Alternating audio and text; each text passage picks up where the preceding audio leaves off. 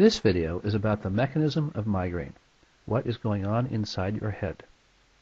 Hello, my name is Craig Blackwell. I'm an ophthalmologist from Santa Cruz, California.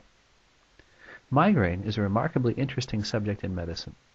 Beside the obnoxious headache, if you know what you're looking at, it is a unique chance to see the inner workings of the brain on display. In the first video, we described the migraine experience, what you see and feel with the migraine. In the second video, we discussed the clinical aspects. Remember, this is for your information. It does not replace consultation with your doctor. Let's start off by recognizing that migraine is not defined by the headache. It is best to think of migraine as a group of various neurologic symptoms that occur in episodes and share a common cause.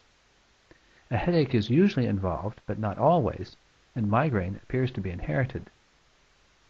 Speaking of various neurologic symptoms, this is the full International Headache Society list of different types of migraines. There are too many to discuss them all, so we will limit this discussion to the three most common types. These are different ways of combining two things, headache and aura. Aura is a particular visual display or sensory defect that comes just before the headache, if there is one. The three types are 1. Common migraine, which is the headache alone with no aura. 2. Classic migraine, which is aura followed by headache. And 3. The aura alone, visual or otherwise, but with no following headache. The IHS terms are different, but I will stick with these historic names because they are familiar and easy to remember. The features that identify a headache as being a migraine are: the headache is one-sided, usually throbbing, with nausea, possibly vomiting. There is sensitivity to light and sound. Pain is made worse by physical activity, and it lasts from 4 to 72 hours. The aura is a sensory disturbance that occurs with the migraine episodes. It can involve vision, sensation, or movement. 30% of people with migraine have the aura. Here is the beginning of the typical visual display. It starts with a little missing area, like in the picture on the left, which grows over a few minutes into a crescent of zigzag flashing lights, like on the right. Some describe it as like a kaleidoscope, others use the term scintillations. At full development, it may cover half the field of vision.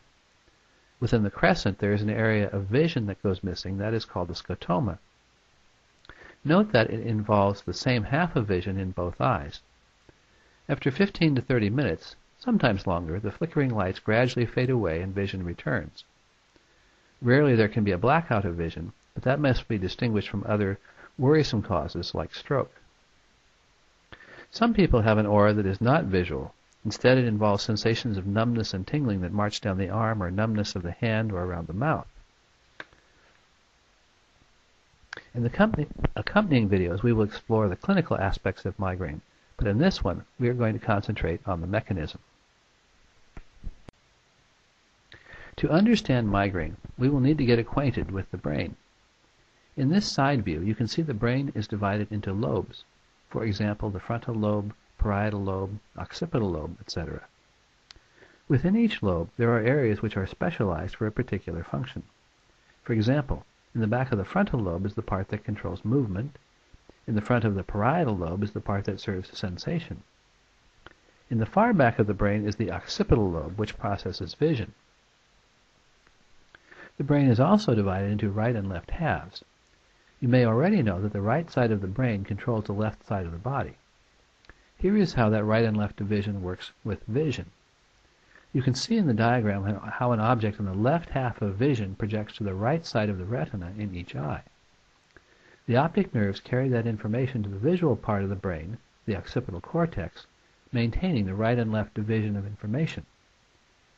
To be precise, the right and left division occurs at a crossover point where the two optic nerves come together, called the chiasm. That is important clinically. If vision is affected in one eye only, then we are looking for a problem in front of the chiasm.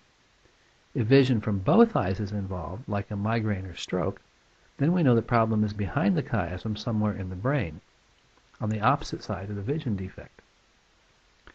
To take a look inside, here is a slice through the middle of the brain. The outer layer is called the cortex.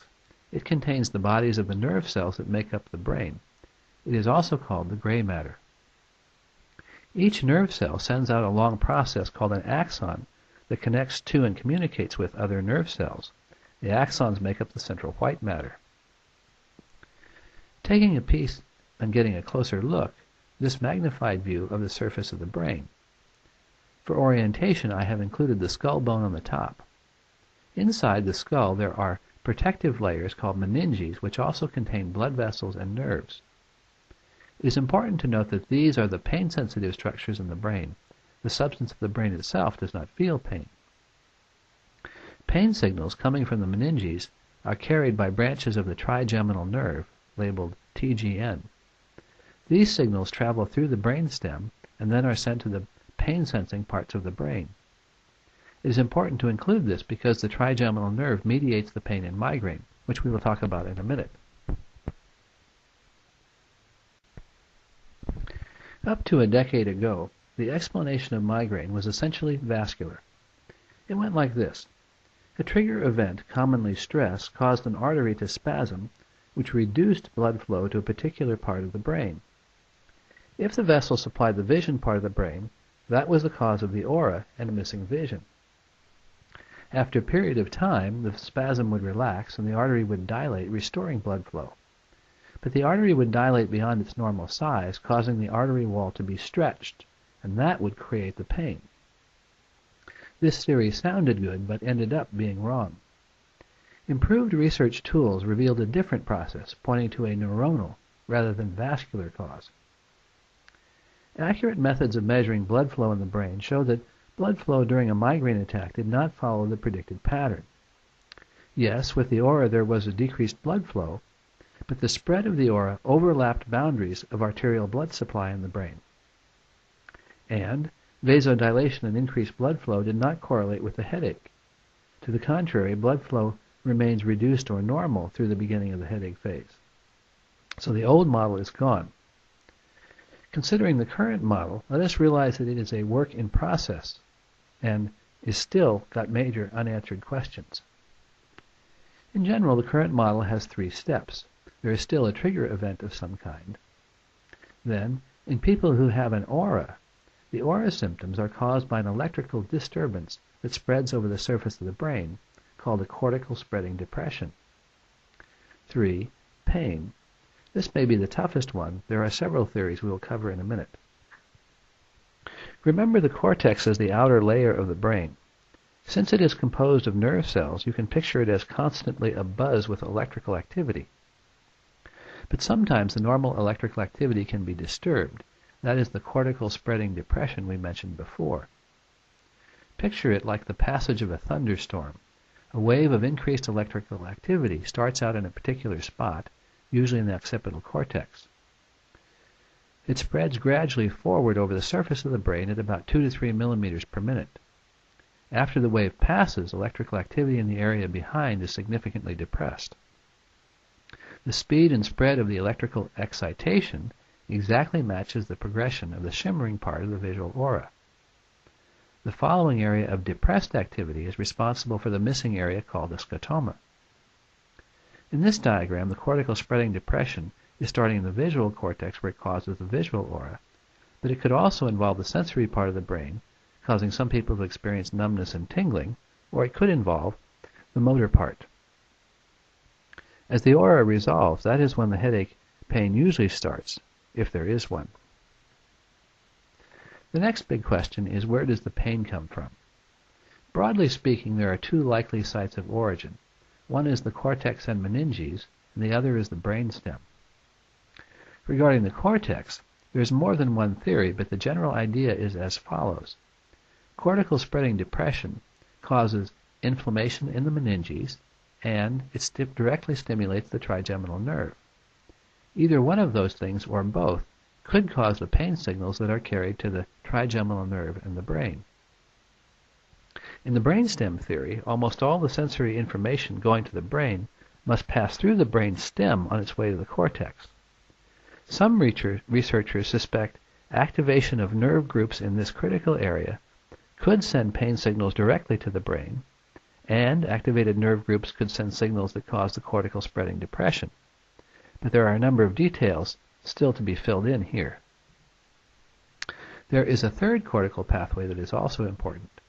Migraine people have been found to have abnormal sensory processing of pain signals. Some researchers think abnormal pain perception may end up being a key factor in migraine pain. Now, this is a good time to talk about serotonin, an important neurotransmitter in the brain. As far back as the early 1960s, researchers noted a relation between blood levels of serotonin and migraine. One of the actions of serotonin is as a vasoconstrictor. Under the old theory of migraine, it was thought that this action could be used to reverse the vasodilation and pain of migraine. Researchers set out to find a medication based on serotonin, but that would only act on the cerebral blood vessels, avoiding systemic side effects. In 1984 they succeeded, making sumatriptan, later sold as Imitrex. There is no doubt that triptans have been very successful in treating the pain of migraine. However, since the likely cause of pain has changed from vascular to neurogenic, that raised a new question. If they are not working on blood vessels, how do they work? Back at the drawing board, new research found that there are receptors for serotonin throughout the brainstem and cortex. Regarding migraine, the triptans act on serotonin receptors in several places. In the meninges, they block release of inflammatory chemicals. In the brainstem, they inhibit pain impulses, and they may act on central pain perception. This is only half the story. Serotonin is also important in regulating sleep and mood and processing of pain information. Regarding mood, one of the main causes of depression is reduced levels of serotonin. Successful treatments of depression have been medications that work specifically to raise these levels.